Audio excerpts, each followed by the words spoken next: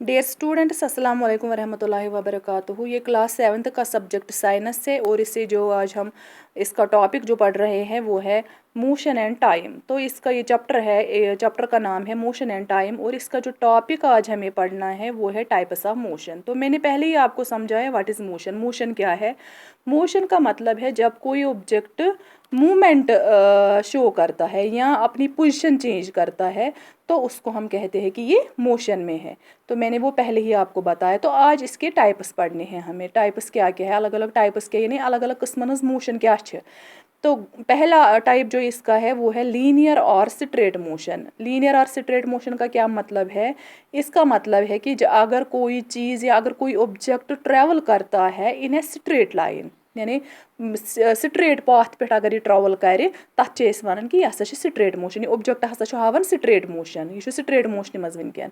यानी यिथ कन गाड़ी पकान सड़क पे या बाइसिकल पकान या मोटरसाइकिल पकान या कह ह्यूमन बीइंग पकान वत तथ वन कि यह हावन सॉरी स्ट्रेट मोशन। यह यानी बिल्कुल यह स्ट्रेट लाइन मज मोशन कर। अमुक मतलब गो यह ट्रैवल कर स्ट्रेट लाइन मज। तो अथ मोशन वन इस मूवमेंट हावन अमे सात अथ वन यह गो स्ट्रेट मोशन या लीनियर मोशन। सेकंड इसका है सर्कुलर मोशन। सर्कुलर मोशन का मतलब है जब कोई ऑब्जेक्ट ट्रैवल करता है अलॉन्ग ए सर्कुलर पाथ। ये समझाओ बह यिथ कन ये कह त ऑब्जेक्ट मूवमेंट हाय या मोशन हाय सर्कुलर पाथ मज तथ वन कि यह गई सर्कुलर मोशन। एग्जाम्पल दिन बह स्पिनिंग टॉप्स, यानी यम जन फैमिलियर एग्जाम्पल आप सभी खेलते होंगे यम जन तम बुरत बतन चलावन, बुरबत नश तम चलावन यम सात तुम चलावन सह तुम वो सह कथ कन नचन ओर सह कथ कन मूवमेंट कर सह गोलाय मज, यानी सर्कुलर पाथ मज सह मूवमेंट कर। बुरबतन यस तुम चलावन बच्चे अक्सर लकट लकट बच्चे चलावन तो तुह तु आज तह चलावन तो सह मोशन हावन, सह मोशन कर सर्कुलर मोशन। त्रेयम गई पीरियडिक मोशन। पीरियडिक मोशन का मतलब है in which the motion repeated in equal intervals of time. यथ मज मोशन रिपीट गस but in equal intervals of time, ये जन मोशन रिपीट गस। तो ब्याख अत मज ब्याख टॉपिक सह गो slow and fast motion. What is slow motion and what is fast motion? Slow motion का मतलब है if an object covers a particular distance in less time, या ये fast motion. Fast motion and slow motion ये मैं समझाऊंगी आपको। If an object covers a particular distance in less time and another object covers the same distance in more time. दपन अस निमो चीज ऑब्जेक्ट निमो गाड़, फॉर एग्जाम्पल अस निमो कार, गाड़ या मोटरसाइकिल। यमन पर्टिकुलर कह डिस्टेंस कवर करें। सो पर्टिकुलर डिस्टेंस युस कम टाइमस मज कवर कर सह वनो कि यह फास्ट मोशन हावन। तो सह मोटरसाइकिल युस यह डिस्टेंस कवर कर मोर टाइमस मज, यानी अमिस लग ज्यादा टाइम अत, तथ वनो कि यह स्लो मोशन हावन। स्लो मोशन तो फास्ट मोशन तरहो तह बह यिथ फिक्र। फॉर एग्जाम्पल अस वन बड्डी पे बुदरू से हमें यारीपुरा जाना है तो अस मोटरसाइकिलस पे नफर द्राय यकजा दोन मोटरसाइकिलन पे। अकिस नफरस लगे बड्डी पे यारपुर तानत 3 मिनट तो ब्याख युस नफर अमिस लगन बड्डी पे यारपुर सेम पॉइंट पे नेरन यम तो बराबर यमन वातुन एग्जैक्ट पॉइंटस पे यारीपुरा। तो युस बड्डी पे मोटरसाइकिल द्राव अकिस मोटरसाइकिलस लगन बड्डी पे यारपुर तानत 3 मिनट या 4 मिनट।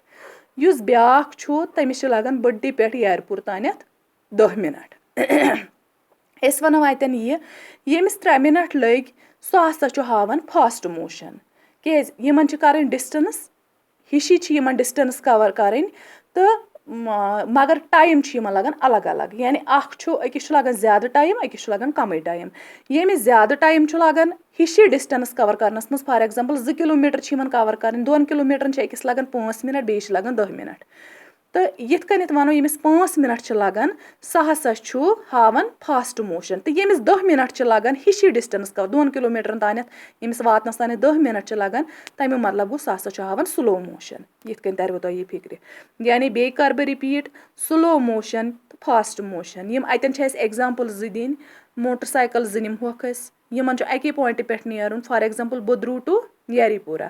यमन वातुन अकिस मोटरसाइकिलस डिस्टेंस यमन हिशी कवर करें, फॉर एग्जाम्पल बड्डी पे यारपुर तानत 2 किलोमीटर, यमन 2 किलोमीटर कवर करें।